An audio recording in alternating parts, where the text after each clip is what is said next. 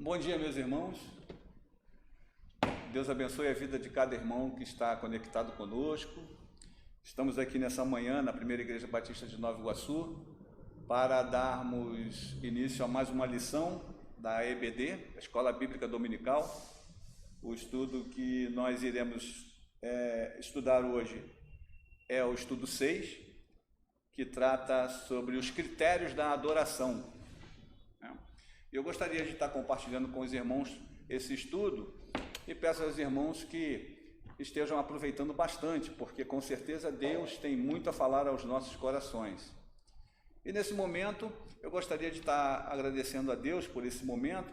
Eu peço a você que está nos assistindo que também abaixe sua cabeça e ore a Deus, pedindo a Ele discernimento e esclarecimento sobre a sua palavra, pois a palavra de Deus ela é preciosa e é uma palavra santa que nos conduz aí pelo melhor caminho, que é o caminho da salvação. Oremos.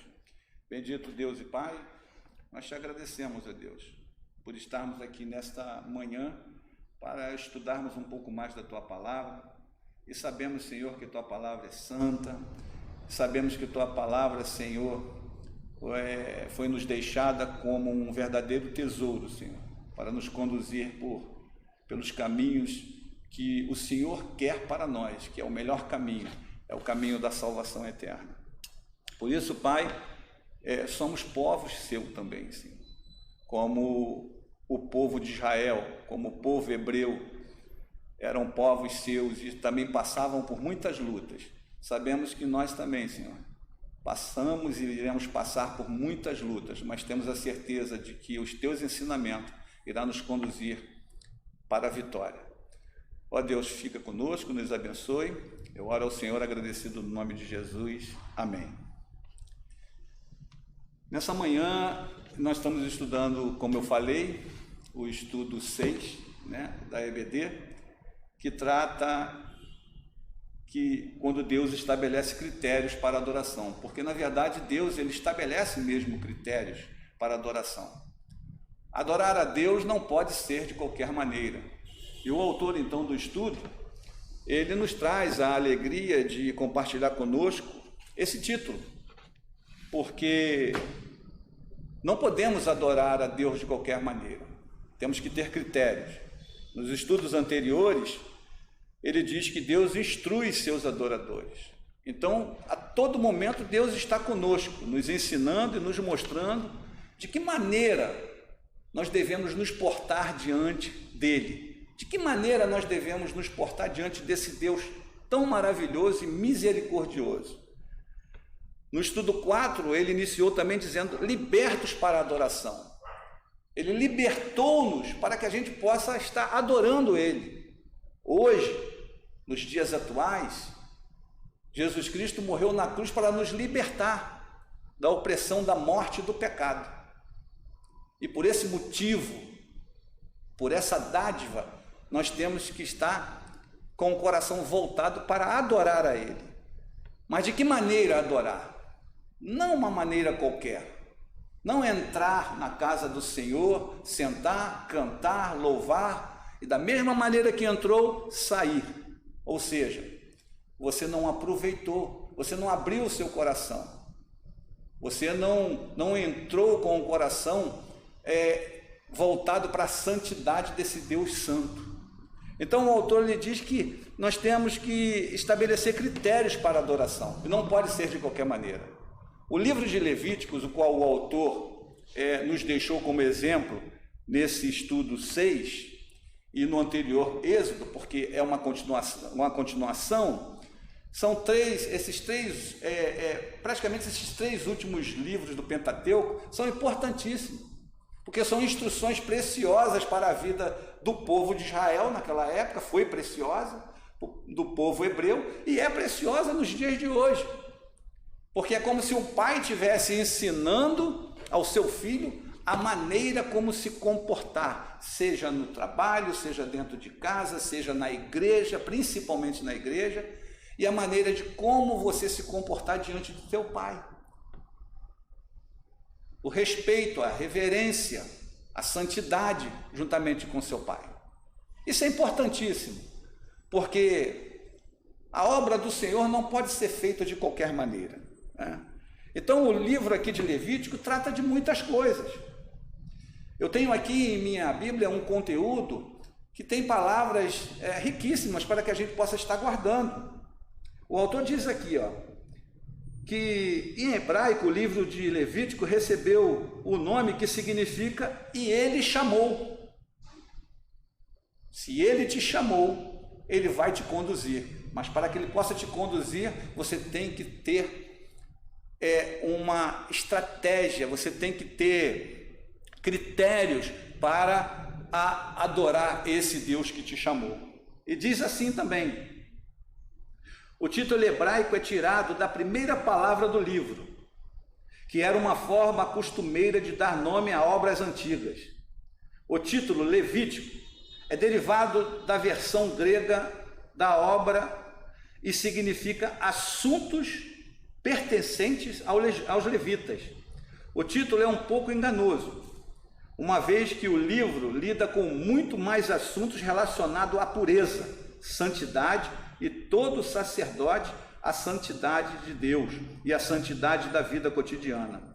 A palavra santo aparece mais de 80 vezes no livro.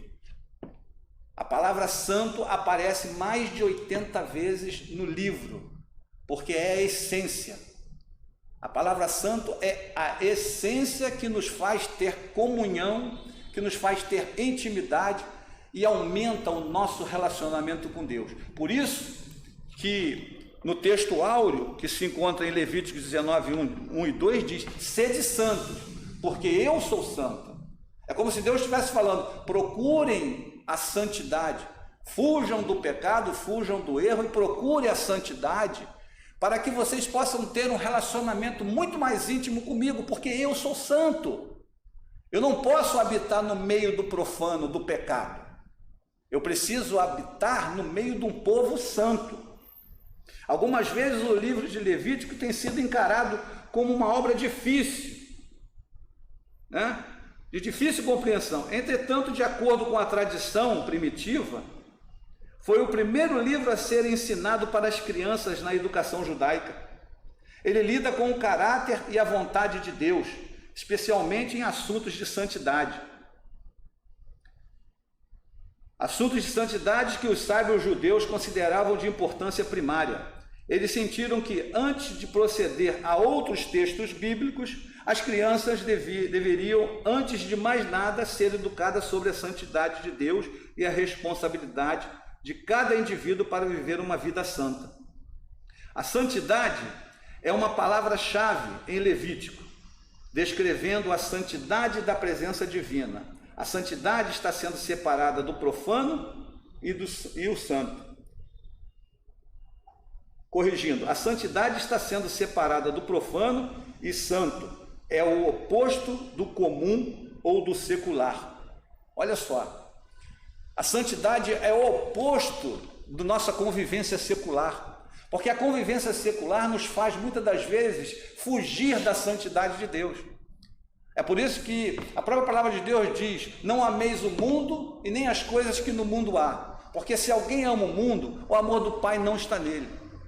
É impossível a gente estar inserido nesse mundo, convivendo com os costumes e com os erros desse mundo e querer ter ao mesmo tempo uma vida de santidade. E no livro de Levítico nós vemos isso, porque aqueles levitas foram separados justamente para cuidar e tratar diretamente das coisas de Deus. O autor então diz que houve um estabelecimento e houve critérios para a adoração, porque Deus não vai aceitar a adoração de pessoas que não têm critérios, que não têm cuidado, pessoas que procuram ser doble. Como posso dizer isso? É impossível você querer focar numa perfeição, em buscar a Deus em santidade, e ao mesmo tempo você se deixar levar pelas concupiscências desse mundo, trazendo para os dias atuais. Você não vai conseguir ter êxito em uma verdadeira adoração. O texto nos mostra, esse estudo nos mostra, que como aqueles levitas como aquele povo viveu procurando buscar a santidade, aqueles levitas buscando a santidade para ter uma comunhão, para se achegar a Deus, como os próprios sacerdotes se achegavam a Deus, eles procuravam sempre se santificar, seja em termos de lavagens do corpo, das vestes, dos alimentos. Eles procuravam cuidar de tudo minuciosamente, com o maior cuidado, para que pudessem se chegar a Deus com perfeição. Então, esse estudo ele nos mostra que nos dias atuais não é diferente, que nós não podemos misturar as coisas, nós não podemos ter um coração doble, um coração dividido. Hoje eu estou alegre demais, eu estou na casa do Senhor, estou dando glória a Deus, Senhor, obrigado pelas bênçãos e tudo, e amanhã surge uma provação, uma luta, e você então acha que aquele Deus que cuidou de você não vai cuidar agora. Coração doble é aquele que, ao mesmo tempo em que está adorando a Deus na igreja, está do lado de fora no mundo secular, experimentando das concupiscências, dos desejos mundanos. Isso prejudica a vida de qualquer pessoa. E naquela época, os levitas procuravam então não se contaminar, procuravam se purificar, viver para Deus, viver uma vida santa. Diz também aqui, nessa própria aplicação pessoal, que o livro de Levítico tem uma poderosa aplicação contemporânea. É pessoal para a vida da igreja atualmente. Ou seja, esses exemplos bíblicos, ele é importantíssimo para a vida da igreja atualmente. Porque não podemos estar dispersos. A Bíblia nos deixou heranças preciosas, como os ensinamentos da parte de Deus, as leis da parte de Deus, que na verdade não são anuladas, pelo contrário, elas são somadas ao nosso modo de viver. Devemos abraçar tudo aquilo que Deus nos deixou como exemplo e como ensinamento, para que a gente não venha errar e pecar e ter uma vida fraca, ou seja, uma vida morna, como diz lá em Apocalipse. O próprio Deus diz: se for para você ter uma vida morna, é preferível então que você seja frio ou então quente de vez. Não devemos deixar o nosso coração dividido. Então Levíticos ele é um livro precioso, trata de muitas coisas, trata da imundícia da pele, trata da imundícia da emissão, as imundícias morais, o código de santidade, trata das imundícias na questão do alimento e sobre ser sagrado.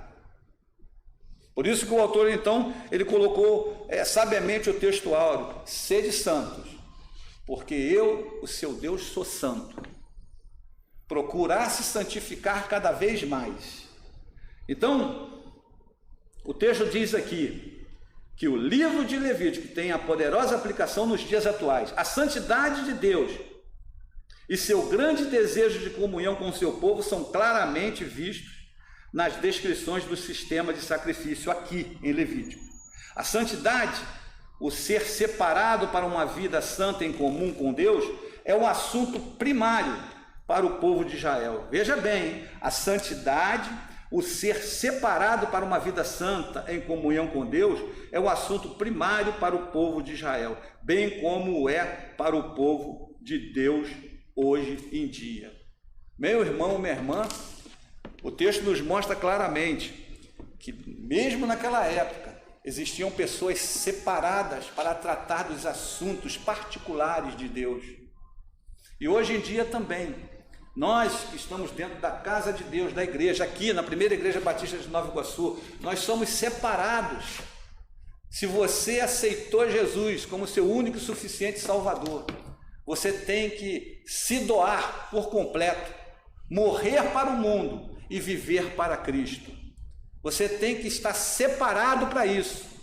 Você não pode, a gente não pode, com a nossa vida, escandalizar o nome do Senhor Jesus. Nós temos que ter o maior cuidado, viver uma vida de cuidado, viver uma vida cheia de critérios, viver uma vida cheia viver sempre alerta, porque como diz a própria palavra de Deus, que o diabo, nosso inimigo, está ao nosso derredor, bramando como leão, buscando a quem possa tragar. Então todos os ensinamentos bíblicos A Escritura, ela é sagrada e ela nos ensina. Uma vez um amigo meu falou assim: eu procuro ler mais o Novo Testamento e não o Antigo Testamento, porque o Antigo Testamento é muito complicado. Não existe complicação, existem ensinamentos, existem exemplos de homens de Deus, de povos de Deus, povo de Deus, que viveram problemas como todos nós vivemos nos dias de hoje, viveram lutas, tribulações, viveram provações, mas viveram também uma excelente comunhão com Deus. E é isso que Deus quer para nós. Deus quer para nós o mesmo que quis com o povo de Israel, com o povo hebreu. Aqui em Levíticos nos mostra que Deus sempre teve misericórdia do povo e procurou sempre instruir o povo, para que o povo não viesse a perecer. Da mesma forma, Deus hoje em dia, Ele não quer que nenhum de nós venha perecer por falta de entendimento. Devemos buscar a sua palavra para podermos entendermos isso. Diz também aqui, que nesse contexto que eu falei ainda há pouco, que Deus é o assunto primário para o povo de Israel, bem como é para o povo de Deus hoje em dia. Então, a gente sabe muito bem que quando o autor trata, na questão aqui, do textual, que se encontra no Levíticos 19, 1 e 2, ele sabe que o que nós precisamos é buscar uma santidade. E diz: falou mais o Senhor a Moisés, dizendo: fala a toda a congregação dos filhos de Israel, e diz: santos serei, porque eu, o Senhor, seu Deus, sou santo. O autor aqui, ele vem narrando no seu estudo aqui da EBD 6, que os critérios para a adoração são muitos, mas não são impossíveis de ser alcançados. Ele trata aqui também expiação de pecado contra o cerimonial, adoradores inabilitados. Aqui ele diz que parece apertar ainda mais o nível de exigência para aquele que desejasse ser aceito diante do Senhor em adoração. Parte do cerimonial religioso de Israel consistia em comidas e bebidas. As leis concernentes ao que deviam comer e beber visavam estabelecer franca diferença entre o povo de Deus e os adoradores de ídolo. Ou seja, quando o autor diz aqui, logo no início da sua ênfase aqui, que deveria haver uma diferença entre o povo de Israel e os cananeus. Os cananeus eram povos idólatras que serviam a Baal. Então Moisés falava com o povo: olha, Deus não quer que venhamos causar escândalo no meio do povo, que nós devemos se apresentar como um povo santo. Ter cuidado em mostrar para esses povos que são idólatras, que servem a deuses estranhos, que nós temos um Deus verdadeiro, que cuida da gente, que cuida do seu povo. Então a preocupação aqui é que deve haver uma diferença entre o crente e o não crente, o que serve e aquele que não serve a Deus. Então, por isso que ele diz: visava estabelecer franca diferença entre o povo de Deus e os adoradores de ídolos.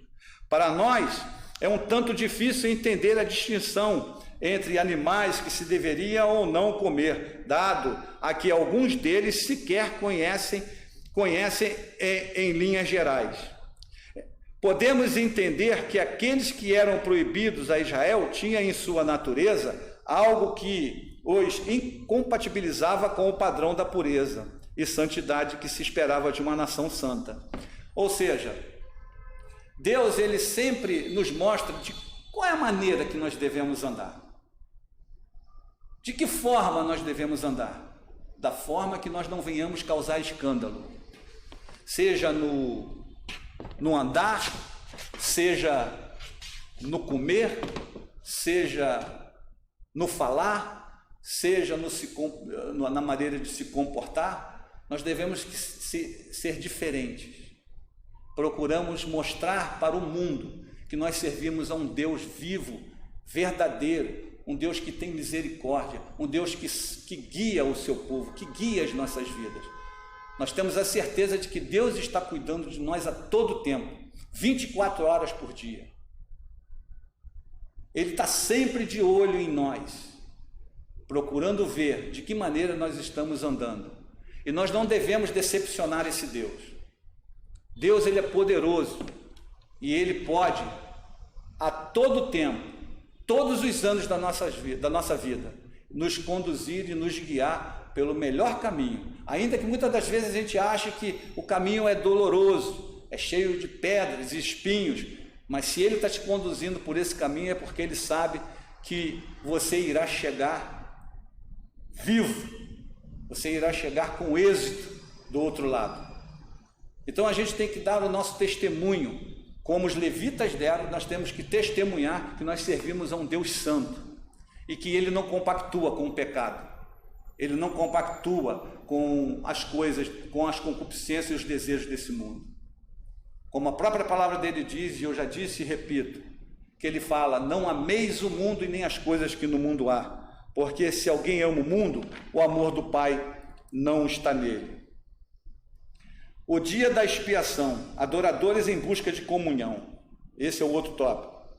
Esse era para Israel um dia muito especial. Nele o sacerdote, depois de haver feito a expiação por si mesmo e por sua família, tendo as vestes adequadas e estando adequadamente banhado, oferecia o sacrifício anual por todo o povo. O autor da carta aos Hebreus faz alusão a esse sacrifício como um prenúncio do sacrifício perfeito, único e universal, feito por Jesus Cristo na cruz. O Novo Dicionário Bíblico Ilustrado explica que a essência da expiação é, em primeiro lugar, uma obra ou satisfação apresentada a Deus de acordo com a sua natureza e seu sentimento a respeito do pecado, glorificando-o plenamente mediante o sacrifício. Em segundo lugar, o levar de sobre nós os nossos pecados. Dá ao crente a certeza de que seus pecados foram totalmente perdoados e que Deus jamais voltará a lembrar-se deles. Interessante, né? O interessante é que a gente continua observando aqui o cuidado de Deus. Se tão somente nós buscarmos dar o melhor de nós mesmos para Deus, nós temos a certeza de que Deus estará cuidando de nós, de cada um de nós. Quando ele trata aqui sobre a questão, o dia da expiação, adoradores em busca de comunhão, nós somos adoradores e nós buscamos comunhão com Deus. E quando nós buscamos a comunhão verdadeira com Deus, o autor aqui então trata da seguinte forma e nos dá o refrigério, que diz que, em segundo lugar, o levar de sobre nós os nossos pecados dá ao crente a certeza de que seus pecados foram totalmente perdoados e que Deus jamais voltará a lembrar-se dele. E isso é a pura realidade. Eu lembro de Davi, no Salmo 32. Davi então fala: bem-aventurado aquele cujas transgressões são perdoadas.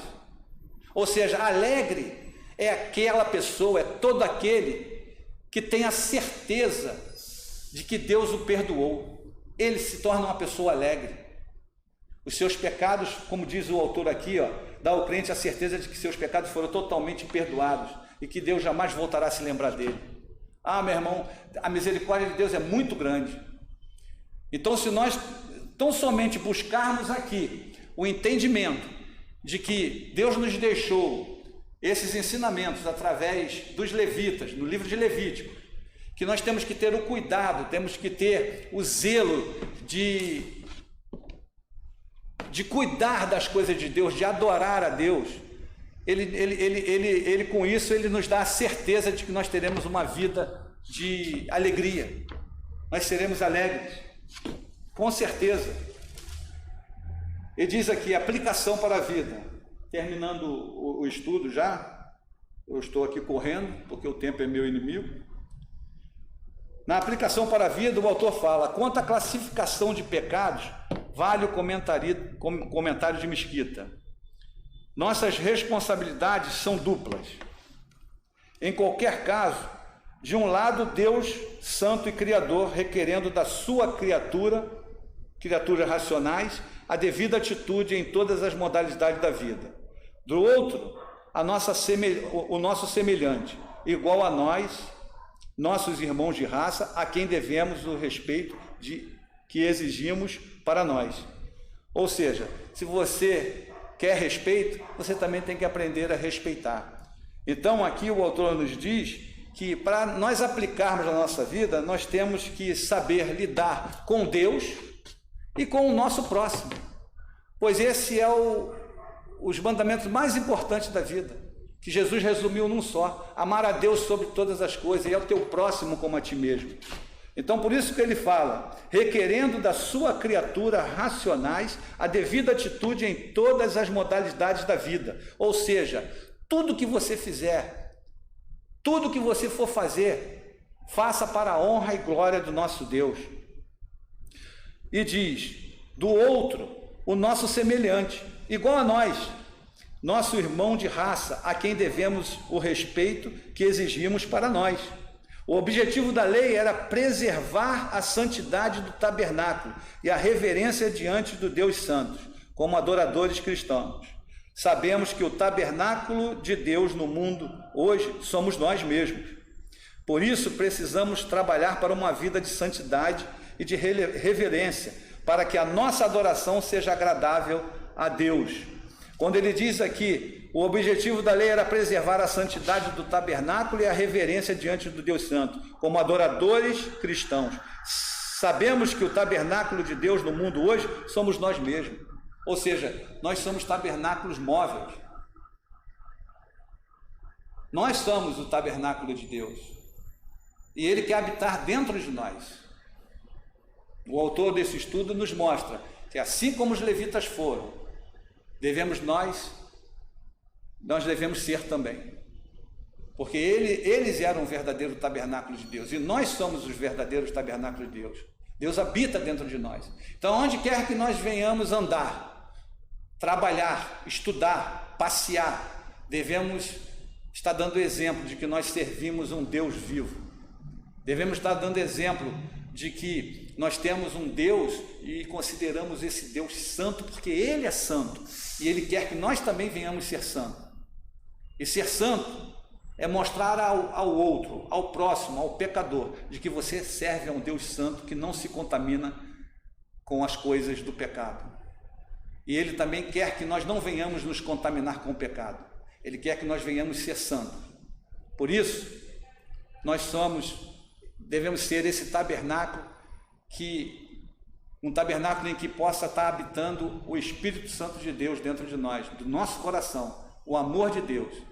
E nós temos que demonstrar isso, tendo reverência a Deus, tratando Ele com reverência, porque Ele é santo, e tratando o seu próximo também com respeito, o respeito que tanto a gente quer para nós mesmos, como o autor diz. O objetivo da lei era preservar a santidade do tabernáculo e a reverência diante do Deus Santo como adoradores cristãos.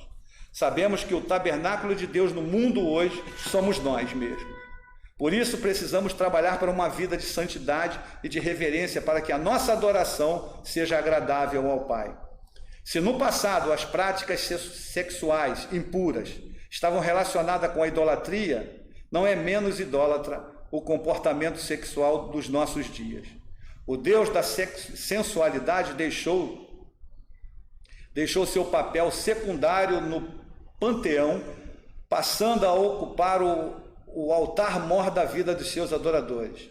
Que Deus nos ajude a não formar coro com os que promulgam o culto à sensualidade, a zelar por uma vida de santidade ao Senhor e a proclamar as boas novas de salvação àqueles que vivem cativos do diabo, em tais práticas ofensivas a Deus e ao próximo. Ou seja, da mesma forma em que observamos a vida do povo de Israel, a vida dos levitas, dos sacerdotes, que foram procurar andar puros, em santidade, e não se deixaram se contaminar, e tiveram êxito diante de Deus, da mesma forma temos que andar. Não temos que deixar brechas para que esse mundo venha nos embriagar e fazer com que nós venhamos nos desviar da santidade de Deus para nos tornarmos profanos. O texto aqui fala também sobre a responsabilidade dos sacerdotes, como Arão, e também nos dá também como um exemplo e nos mostra o cuidado que nós temos que ter para estar na casa do Senhor. Lembramos aqui que os filhos de Arão, Nadab e Abiú, por não procurar andar em santidade com o Senhor, foram mortos. Foram mortos porque ofereceram sacrifício contaminado ao Senhor. Não ofereceram fogo santo ao Senhor. Então Deus, Ele quer esse cuidado para cada um de nós, que nós venhamos ser e estabelecer, ser santos e estabelecer critérios puros para estarmos adorando ao Senhor. Deus é santo e quer que nós venhamos ser santos. Amém? Que Deus abençoe. Eu espero que esse estudo da IBD possa ter falado aos nossos corações cada vez mais e que possamos tomar como exemplo a palavra de Deus, porque ela é preciosa para o nosso crescimento espiritual. Eu agradeço a todos e desejo a cada um, a cada família, que possa estar em comunhão com o Senhor, crescendo dia a dia, aumentando cada vez mais a intimidade com o Senhor. Não a intimidade horizontal, mas uma intimidade vertical. Que Deus abençoe a todos, é o que eu desejo a todos. Encerro esse estudo da EBD nessa manhã. Obrigado a todos e fiquem na paz de Deus.